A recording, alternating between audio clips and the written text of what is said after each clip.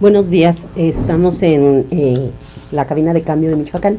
Soy Rubí de María Gómez, les saludo en esta emisión de los viernes de Cambio en el Debate.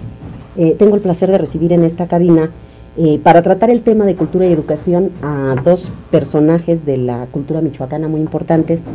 El director de la Facultad de Filosofía, Jaime Vieira García. Bienvenido, Jaime. Gracias por invitarme. Y a Mario Teodoro Ramírez Cobian, el director del Instituto de Investigaciones Filosóficas. Bienvenido, Teo. Muchas gracias, Jaime. Con mucho gusto. Gracias, es un gusto tenerlos acá porque ambos representan en su calidad de directores del Instituto y de la Facultad de Filosofía, pues a una actividad de la que poco se conoce en la sociedad michoacana y que es muy importante. En general, el estado de Michoacán está lleno de personalidades y de gente que tiene muchas ganas de aportar a la sociedad, pero el campo filosófico es uno de los espacios que poco se conocen. Entonces, pues me da mucho gusto tenerlos aquí, recibirlos, para que nos cuenten de algunas novedades. Y sobre todo yo quisiera comenzar porque nos platicaran acerca de los avances. Leí recientemente, Jaime, que la Facultad de Filosofía, la licenciatura en Filosofía, se acreditó. Y este tema de la acreditación es un tema que durante mucho tiempo la Facultad de Filosofía estuvo fuera de este proceso. Entonces, ¿qué ventajas tiene este proceso de acreditación que se acaba de lograr? Bueno, primero debo aclarar que firmamos el convenio de acreditación, pero viene todo el proceso de autoevaluación y es hasta noviembre o diciembre que vienen los evaluadores y entonces ya estaríamos acreditados. ¿En qué consiste la acreditación primero? Pues simplemente en la certificación de la calidad de un programa educativo que realiza de una instancia externa. Nos evalúan, ven si en términos de profesores, estudiantes, equipamiento, etcétera, etcétera, digamos, tenemos la calidad suficiente.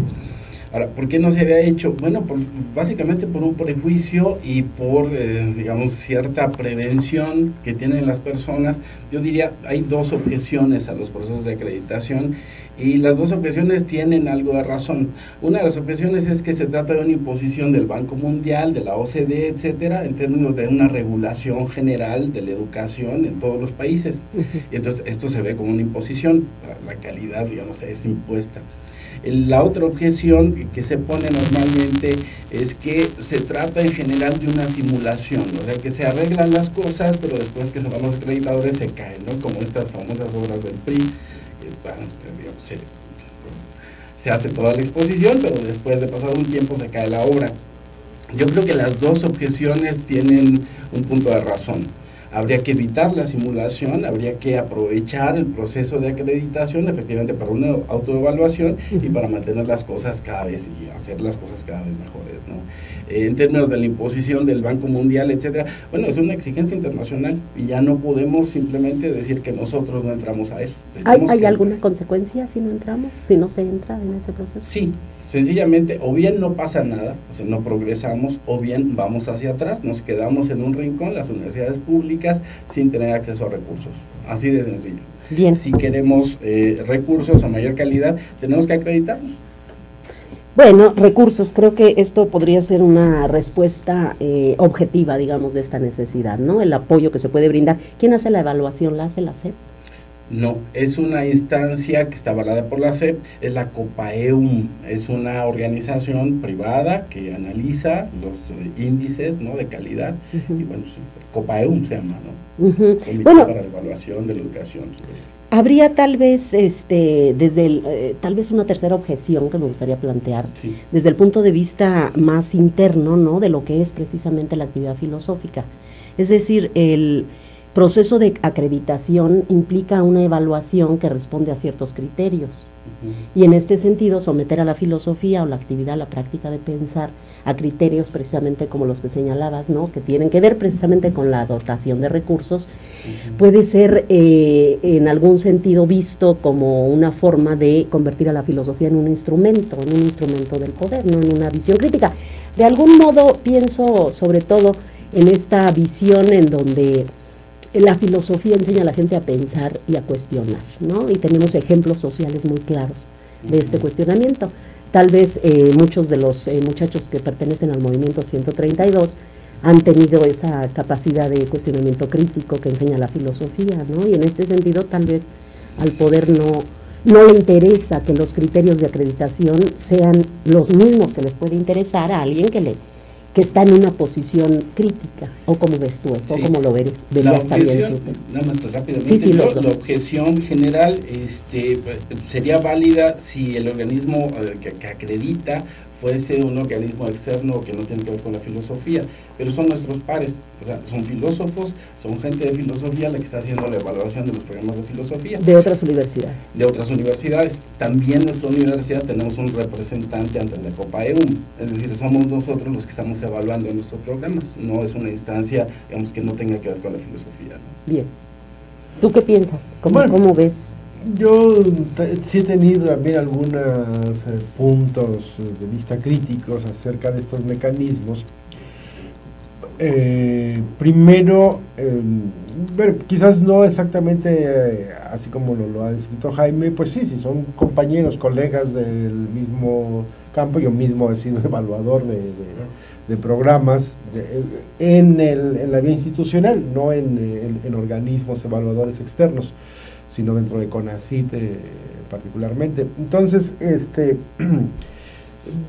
pienso que muchas veces, pero sí el criterio de evaluación externa por parte de los organismos del gobierno, de la Secretaría de Educación, ¿no?, del mismo CONACYT, etcétera, ha conducido a cierta pasividad o receptividad de las universidades, digamos, a cierta limitación de la autonomía. Yo creo que ahí hay un problema de fondo, que no sé, que habría que analizarlo, pero ha pasado en los últimos años, que a mí me tocó vivir ya desde épocas en que las universidades eran realmente, totalmente autónomas, decidían sobre su gasto, no existía la cosa esta que existe ya desde hace varios años del presupuesto por programa. La universidad recibía los recursos del Estado y ella decidía cómo los gastaba. Ahora no, ahora todo tiene que estar definido y se tiene que estar informando, comprobando, etc. Las medidas de control se vinieron a darse porque muchas universidades pues no hacían buen uso de esos recursos. O sea que este proceso responde a esto, ¿es una medida de control de los recursos? Sí, yo creo que sí, de fondo, y esta injerencia de organismos internacionales, incluso que son quienes finalmente en muchos casos aportan los dineros, pues desde allá viene la vigilancia. Claro. Bueno, me voy a pasar ahora del otro lado, ¿no? Acerca de este otro aspecto que luego le interesa a la gente pensar acerca de la filosofía, y que es el tema de la utilidad social de la filosofía. Tal vez esto podría ser un criterio que estén aplicando estos organismos internacionales, ¿no? Y sería razonable, ¿no?, finalmente decir, bueno, estamos creando, como decía yo hace rato, estamos educando personas que van a aportar al desarrollo de la sociedad, o personas que van a venir a cuestionarlo y a imponernos la anarquía, ¿no? En este sentido, la pregunta sería, ¿cuál es la utilidad social de la filosofía? ¿Qué piensan ustedes que es? Yo digo que la utilidad fundamental de la filosofía en la sociedad es pedagógica, que un ser humano no es ser humano sin capacidad crítica, de cuestionamiento, de comprensión, etcétera, etcétera. O sea, cuando se pregunta, ¿para qué sirve la poesía? ¿Para qué sirve la filosofía? ¿Para qué sirve la historia? Pues para ser humanos, o sea, no sirve para hacer cajas, pero sí para hacer lo que somos, para alcanzar a ser lo que somos. Entonces, ¿es útil o no? La democracia, una sociedad justa, una cultura en progreso, no sería posible sin este elemento filosófico. O sea, sin la formación filosófica me parece que no tenemos ciudadanos completos para la democracia.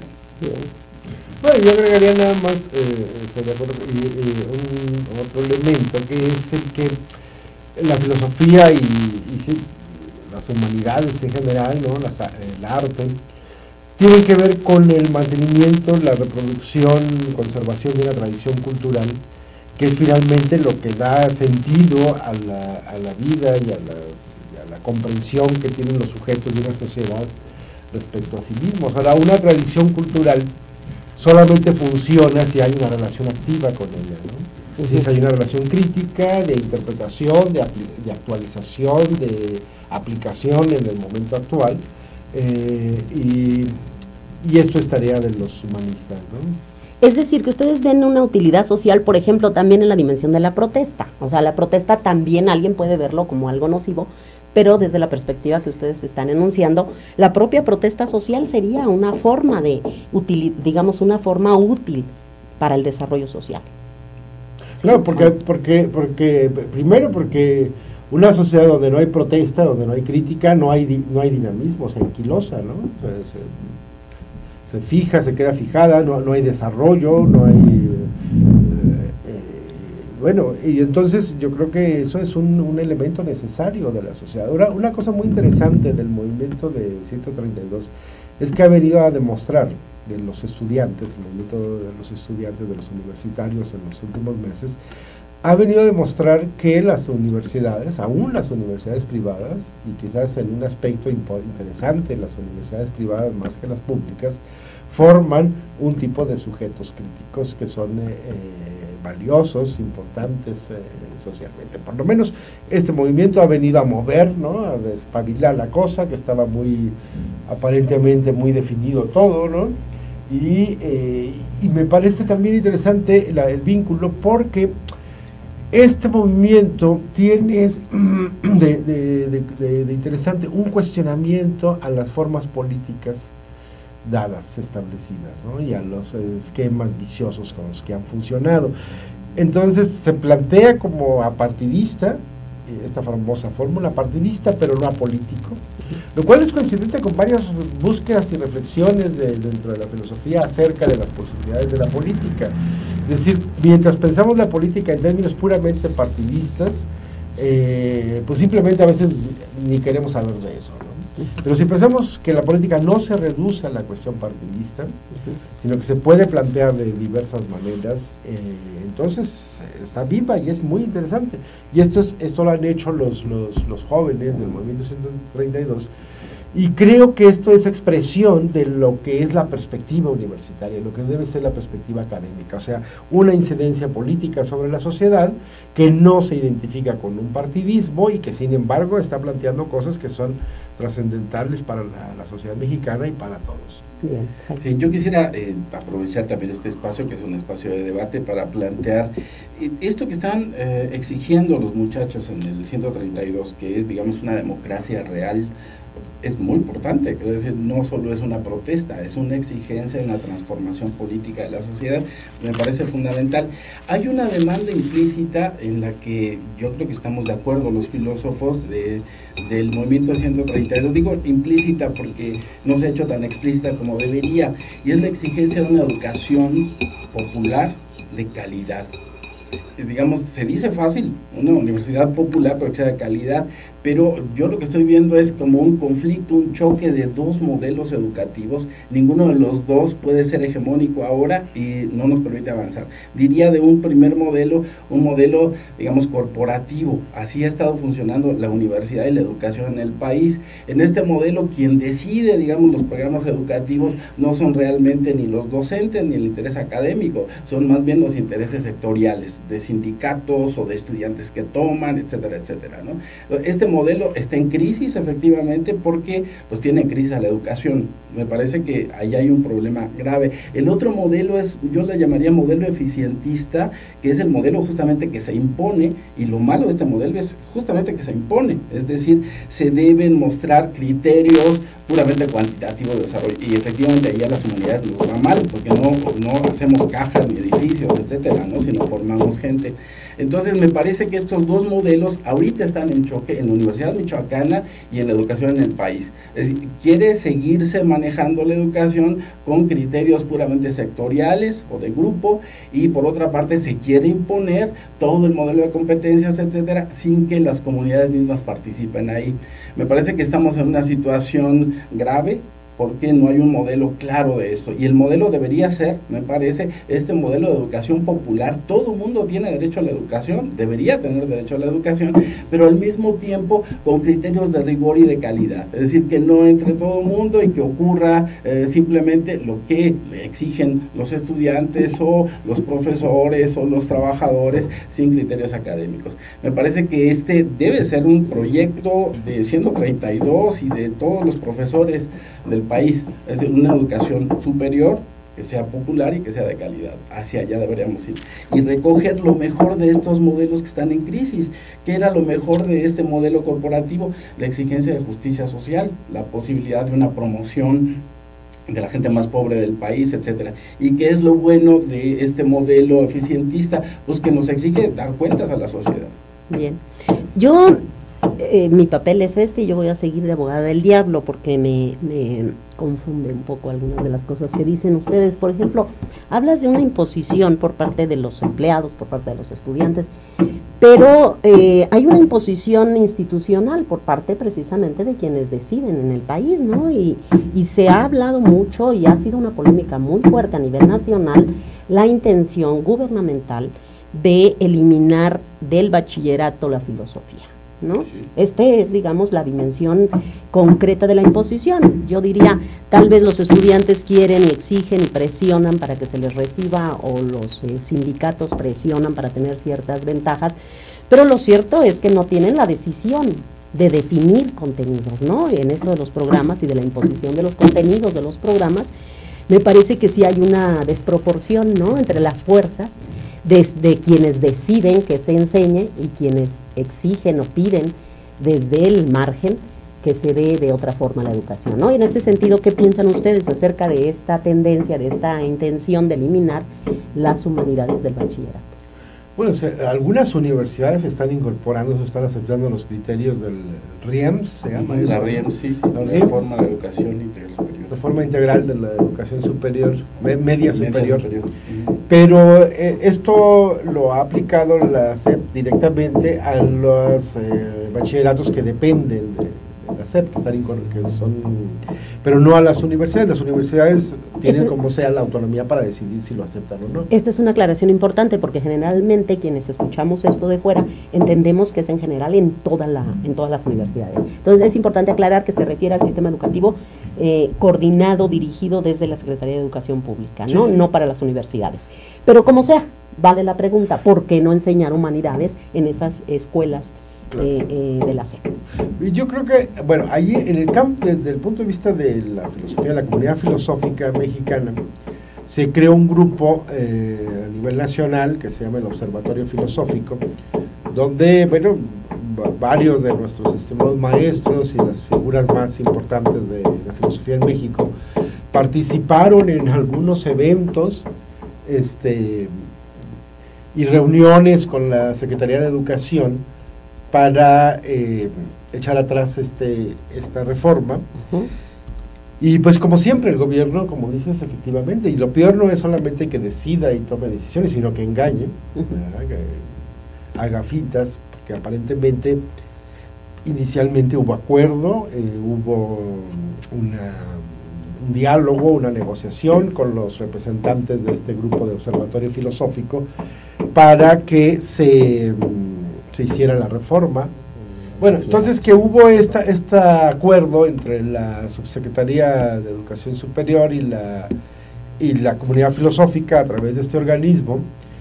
Se comprometió la Secretaría a retirar o a modificar esta reforma en los términos en que lo estaba pidiendo la comunidad filosófica, pero finalmente no mantuvieron su compromiso, o sea, fallaron a su palabra, ¿no? Incluso, entonces, digo, hasta dónde puede llegar esa actitud autoritaria de parte del gobierno, efectivamente. Ahora, yo creo que la comunidad filosófica sigue marcando el punto y hay mucho que hacer en todo caso, ¿no? Porque el asunto no es nada más el de cuestionar una propuesta pedagógica, sino el de presentar alternativas, porque efectivamente a la hora de discutir con alguien que esté produciendo propuestas de cambio, ellos van a presentar una objeción que uno difícilmente va a poder negarle validez, que es el hecho de que la enseñanza de la filosofía en la educación media superior no es adecuada, porque no hay buena formación de los profesores, porque no hay suficientes profesores, porque no hay claridad acerca de los objetivos de la enseñanza de estas materias, no solamente filosofía, sino humanidades en general.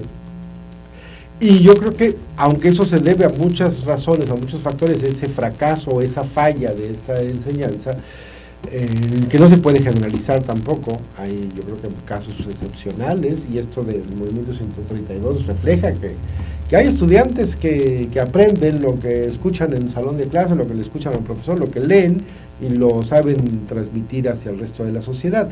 Pero sí hay un problema estructural que tendríamos que considerar la comunidad de humanistas, de filósofos, de cómo estructurar una propuesta pedagógica adecuada, funcional, y que cumpla, que sea congruente con los contenidos de estas materias, ¿no? Bien. ¿Quieres añadir algo? Sí, rápidamente. O sea, la desaparición de las humanidades, de la enseñanza media superior, es una barbaridad. Es lo más bruto que se le puede ocurrir a alguien, porque no tendrías una formación de un individuo capaz de contribuir a la sociedad, sencillamente, ¿no? Sino simplemente un robot o un zombie. O sea, eliminar las humanidades es un acto de barbarie cultural y no deberíamos permitirlo. Obviamente, como dice Teo, la comunidad filosófica se opuso a esta eliminación, hubo un acuerdo con el subsecretario de Educación en términos de que se echaba para atrás, pero digamos, ahí donde lo pueden aplicar, la RIEMS brutalmente la aplican. Entonces depende también de la comunidad filosófica que esté vigilante, ¿no?, de que efectivamente se cumple ese acuerdo. En nuestro caso estamos constituyendo, se constituyó en julio el Observatorio Filosófico de Michoacán, que tiene estos tres objetivos: primero, la defensa de la enseñanza de la filosofía en la educación media superior, pero también realizar un diagnóstico en términos de lo que dice Teo. Sí vemos que hay problemas en la enseñanza de la filosofía, que no son filósofos los que están enseñando filosofía en la preparatoria, y nos importa que haya un perfil profesional para que se acerquen, digamos, estudiantes que tengan la capacidad de desarrollarlo. Entonces, estamos en eso, estamos en la defensa de la filosofía, pero decías de las decisiones. A mí lo que me parece terrible de las decisiones en este conflicto de modelos es que ninguna decisión puede realmente avanzar adecuadamente. Aún las que se imponen desde arriba, finalmente se reducen a simulación. O sea, sí, se impone que apliquen la RIEMS, pero si los profesores ni siquiera saben lo que es eso, entonces simplemente es una simulación. Entonces no se va para adelante ni en el modelo eficientista, ni tampoco en el otro, porque ya no hay dinero para repartir, digamos, a los sindicatos o dar lugar a los estudiantes sin más. Entonces lo que nosotros decimos es, sí se necesita una educación abierta a todos, pero con criterios de rigor. Por eso nosotros decimos, la acreditación hay que aprovecharla, sencillamente, ¿no? Bien. Bueno, el tema del observatorio filosófico que acaban de mencionar, por otro lado, entiendo que recientemente fuiste nombrado presidente de la Asociación Filosófica de México, y yo creo que esto es algo que también es importante para el estado de Michoacán, porque es la primera vez que la Asociación Filosófica de México es encabezada por alguien que no es del Distrito Federal, que no es de la UNAM, aunque ya ha habido de otras universidades, pero todas del centro del país, ¿no? Y en esta ocasión ha recaído la responsabilidad en ti. Platícanos un poquito acerca de esto y qué implicación, qué impacto va a tener en nuestra localidad. Bueno, esperemos que sea bueno. Sí, yo, bueno, claro, estoy muy gustoso.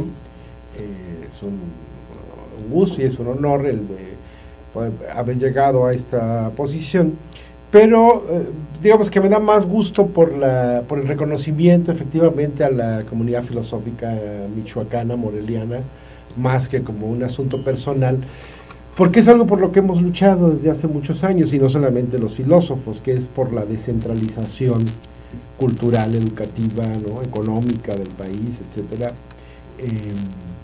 Desde hace muchos existen comunidades de filosofía en distintos lados del país, pero el centro pues sigue siendo la fuerza principal, se lleva los recursos, tiene las comunidades más grandes, tanto de estudiantes como profesores, de programas, de actividades, etcétera.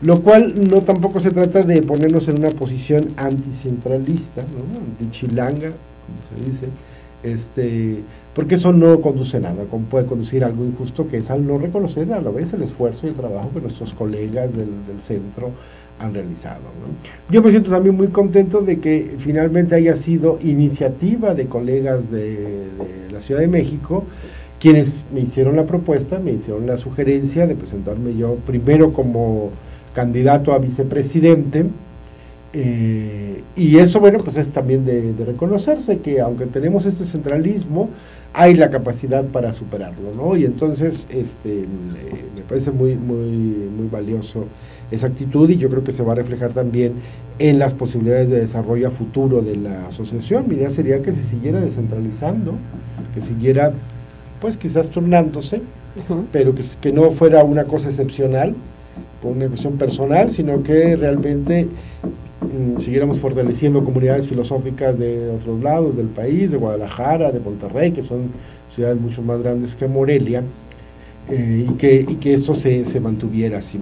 Por otra parte, yo creo que sí, aunque hay comunidades, como digo, más grandes que la de Morelia, creo que es un reconocimiento que nuestra comunidad ha ido creciendo, se ha ido fortaleciendo, ha ido teniendo presencia nacional. El trabajo que hemos realizado aquí en filosofía en la Universidad Michoacana no se note mucho, pero ha tenido su trascendencia, ha tenido su impacto y su reconocimiento. Hay muchos colegas de otras comunidades que tienen una buena impresión porque llamamos la atención por lo que hemos hecho en cuanto a programas de estudios, en cuanto a nuestro programa de filosofía y la cultura, ¿no?, que fue muy llamativo, en cuanto a publicaciones, en cuanto a otros temas, bueno, pues como temas de filosofía y la cultura, de filosofía mexicana, los temas de feminismo, de género, que también han estado en publicaciones nuestras y en trabajos académicos. Entonces, yo lo veo por ese lado, ¿no? Y bueno,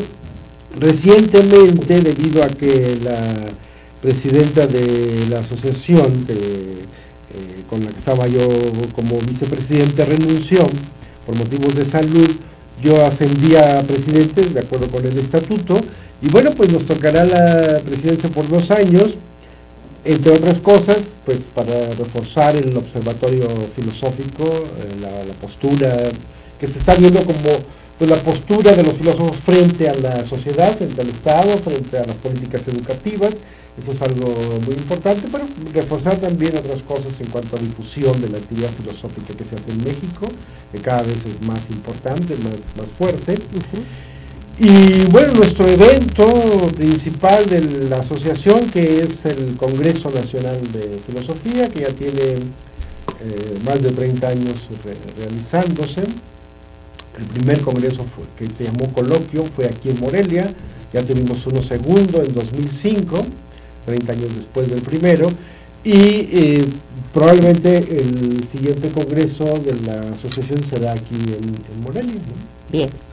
¿Y qué relación hay entre el Observatorio Filosófico y la Asociación Filosófica de México? De alianza, de amistad, digamos, de fines comunes, ¿no? Pero sí son autónomos.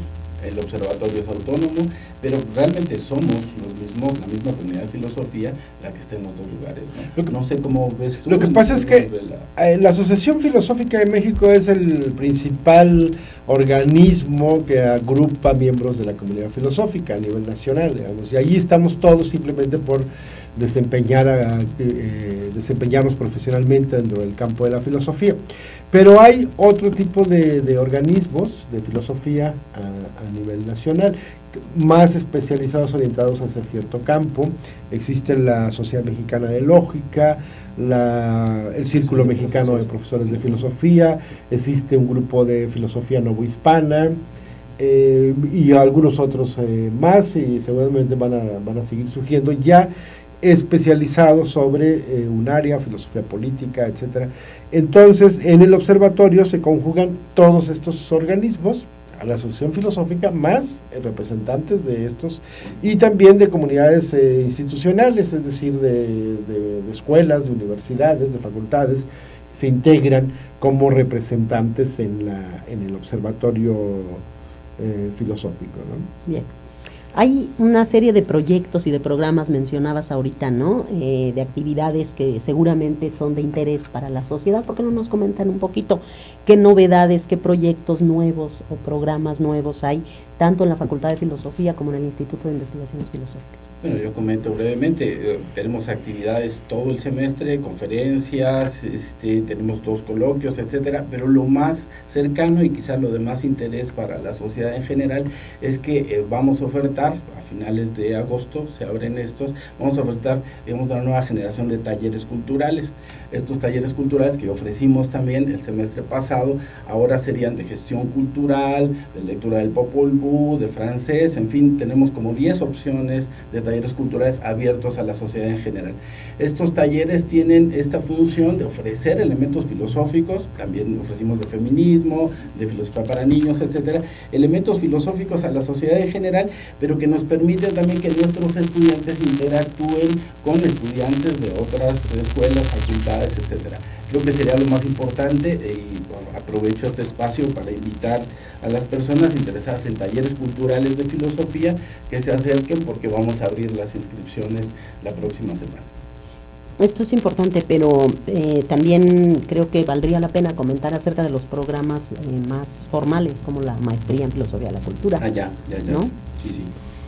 Nosotros estamos ofreciendo, tanto la facultad como el instituto, 2 programas de posgrado. Uno es maestría en filosofía de la cultura, que ya tiene su prestigio, además estamos dentro del padrón de, digamos, programas de excelencia de CONACYT, y también el doctorado en filosofía, que también está dentro del padrón de programas de excelencia de CONACYT. Y bueno, nosotros ofrecemos la licenciatura en filosofía y estamos pensando en nuevos programas educativos, pero más valdría ahorita con prudencia consolidar bien lo que tenemos. Una cosa importante es que estos programas, tanto el de maestría en filosofía de la cultura como el del doctorado en filosofía, son prácticamente programas nacionales, es decir, en algunas generaciones que hemos tenido ya de maestría, la mayoría de los inscritos son del país, sí, no locales, no de la ciudad, no egresados de la Universidad Michoacana, sino de distintas universidades. Y una noticia sobre el programa, sobre el doctorado en filosofía, es que ahora la inscripción es permanente, semestralmente, ya no como al principio que se hacía cada 2 años, sino que ahora basta con que el estudiante esté listo, cumpla los requisitos para presentarse, ¿no? En cuanto a actividades del instituto en particular, junto a la comunidad filosófica, bueno, sería buena idea vez anunciarlo, preparando una feria universitaria del libro de humanidades en septiembre, a principios de septiembre, se haría junto con la Escuela de Letras de la universidad y con la Historia, la Facultad de Historia, el Instituto de Historia, Bellas Artes, etcétera. Haríamos esta feria donde mostrar las publicaciones, porque luego comentábamos ayer en una reunión que teníamos de directores, luego ni nosotros mismos dentro de la universidad conocemos lo que se hace en la universidad, o sea, la misma interacción entre universitarios está limitada, pues no se diga después hacia afuera, hacia la sociedad, ¿no? Entonces queremos promover esa interacción. Y bueno, nosotros tenemos planeado rápidamente, aunque falta todavía tiempo, para en este año un homenaje a Luis Villoro, aunque él no quiere que se le diga homenaje, porque a él no le gusta que se hagan homenajes. Él considera su obra como un homenaje al otro, a la sociedad, al oprimido, etcétera. Y entonces, pero bueno, vamos a tener este homenaje, queremos hacerlo en el mes de noviembre. Va a ser un sencillo homenaje, porque cumple 90 años, don Luis Villoro. Está bastante grande por esa edad, pero bastante lúcido, bastante comprometido con su misma actitud, sus actitudes básicas de siempre como pensador, como gente comprometida, y que sigue siendo, y seguirá siendo un ejemplo, un paradigma de intelectual y de filósofo mexicano. Nosotros en todo caso invitamos a leerlo siempre a Villoro, ¿no? Claro. Sí. Aprovecho, bueno, efectivamente tenemos muchas actividades y no puedo hablar todo el programa, pero sí aprovecho, ¿no? Claro, para indicar. En noviembre nosotros tenemos lo que llamamos conversatorios sobre la filosofía de Heidegger, es la tercera vez que se realiza, vamos a seguir realizándola. También en noviembre tenemos unas jornadas sobre el pensamiento de Nietzsche, a que invitamos a todo el mundo, y tenemos el Cineclub de la Facultad de Filosofía, que todos los viernes en la tarde está abierto a todo público. Bien. Así que actividades en filosofía siempre hay. Bueno, muy bien, están invitados toda la gente. Estamos a punto de terminar el programa. Para despedirnos, yo los dejaría la palabra a ustedes por si algo se les quedó en el tintero y que quieran comentarle a nuestro auditorio. Bueno, yo quisiera informar, es una noticia también de algo reciente, en la comunidad de filosofía. Tenemos nuestras publicaciones, la revista Devenires, que ya tiene 12 años, se ha mantenido su continuidad. Recientemente ha aparecido un libro, me tocó coordinar, de un autor de mis preferidos, que he estudiado toda la vida, que es Maurice Merleau-Ponty, un filósofo francés del siglo XX muy relevante, y logramos una publicación pues de gran calidad, de gran nivel, con participación internacional, a partir de un coloquio que hicimos en 2008, en el centenario del nacimiento de este filósofo. El libro se llama Merleau-Ponty viviente, está publicado por la editorial Anthropos de Barcelona, que ahora ya es propiedad del siglo XXI, porque ya la cosa se está viniendo al revés, ¿verdad? Viene la conquista de México de España. Entonces, siglo XXI de México ha comprado Anthropos, y bueno, es una buena noticia también, tenemos editoriales, por lo que nos facilita. Anthropos es una editorial que tiene mucho prestigio, es una pequeña, no tiene un gran stock, pero es muy selecta y muy reconocida a nivel de toda Iberoamérica, y eso pues nos va a permitir una presencia de la comunidad filosófica michoacana pues en muchos lados, con el trabajo que hemos hecho. A nivel internacional. Donde ustedes dos participan como coautores, junto con otros compañeros de aquí de Morelia, y con compañeros de España, de Francia, de Italia, de Argentina. Tenemos en el libro, es un libro colectivo, incluidos artículos de algunos de los especialistas más importantes de Merleau-Ponty a nivel internacional. Muy bien, pues muchas gracias, Jaime. Sí, nada más agradecer esta invitación y este espacio. Creo que esta exigencia de los muchachos 132 hay que hacerla efectiva en todos los planos, y creo que aquí lo estamos haciendo y se debe hacer cada vez mejor, ¿verdad? Discutir, abrirnos públicamente. Bueno, gracias. No, hombre, gracias a ustedes. La verdad es que no sé cómo hacen tanto y cómo les alcanza el tiempo para hacer tantas cosas. Es realmente abrumador, y yo creo que nos quedan muchos temas. Espero que nos vuelvan a acompañar. Yo les agradezco mucho que nos hayan platicado de todos estos proyectos, y me despido de ustedes, del auditorio de Cambio en el Debate, con la esperanza de que sigamos platicando de esto, porque a mí sí me quedaron muchas cosas más que preguntar. Muchas gracias. Muchas gracias.